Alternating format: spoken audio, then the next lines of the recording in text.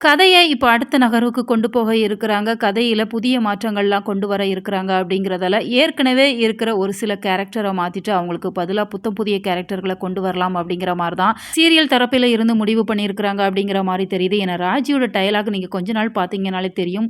மல்லியோட குடும்பம் ஒட்டுமொத்தமா இங்க வந்து டேரா போட்டுட்டு இருக்கிறாங்க. நம்ம குடும்பத்தில இருக்கிறவங்களெல்லாம் வெளியில அனுப்பிட்டாங்க அப்படிங்கிற மாரி தினமும் அந்த டயலாக்க சொல்லிட்டே இருக்கிறாங்க. ஏன் இவங்க திடீர்னு இத பத்தி பேசுறாங்க அப்படின்னு சொல்லி பார்த்தா, இனி வரக்கூடிய எபிசோட்ஸ்ல ராஜியோட குடும்பம் வீட்டுக்குள்ள வராங்க. அதுபோல மல்லியோட குடும்பம் வீட்ட விட்டு வெளியில போற மாரியான ஸ்டோரி லைன தான் கொண்டு வர இருக்கிறாங்க. ஏன்னா, நாகு இவ்ளோ நாள் இங்க இருந்து சமாளிச்சாங்க அப்படின்னு சொன்னாலுமே, ராஜியோட ஒவ்வொரு வார்த்தைகளையுமே அவங்களால ஏத்துக்க முடியாத சூழ்நிலையில, "வா நம்ம இந்த வீட்ட விட்டு வெளியில போகலாம்" அப்படிங்கிற மாரி மயில கூட்டிட்டு அவங்க வெளியேறுறாங்க.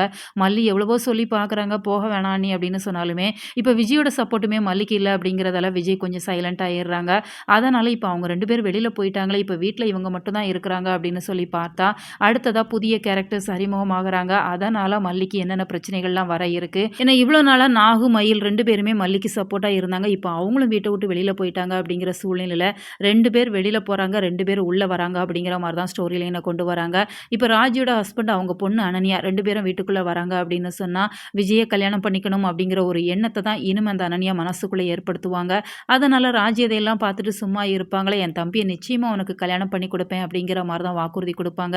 ஏற்கனவே ரஞ்சிதாவுக்கு ஒரு வாக்குறுதி குடுத்திருந்தாங்க. அத நிறைவேத்த முடியாத சூழ்நிலையில, தன்னோட பொண்ணையாச்சும் எப்படியாச்சும் கட்டி வச்சிரணும் அப்படிங்கிற ஒரு நோக்கம் இருக்க தான் செய்யும். ஏன்னா இந்த சூழ்நிலையில இப்ப விஜயுமே மல்லி மேல ஒரு கோபத்துல இருக்கிறாங்க அப்படிங்கிறதால, இந்த தருணத்த அவங்க பயன்படுத்திக்கலாம் அப்படிங்கிற மாரி தான் நினைப்பாங்க.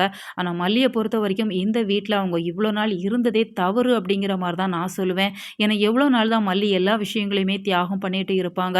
அவங்க வாழ்க்கைய அவங்க வாழ்ந்தாங்களா அப்படின்னு சொன்னா நிச்சயமா இல்ல. விஜய்க்காகவும், விஜயோட பொண்ணு வெண்பாவுக்காகவுமே அவங்களோட வாழ்க்கைய ஒட்டுமொத்தமாவே இழந்து போய் தான் நிக்கிறாங்க.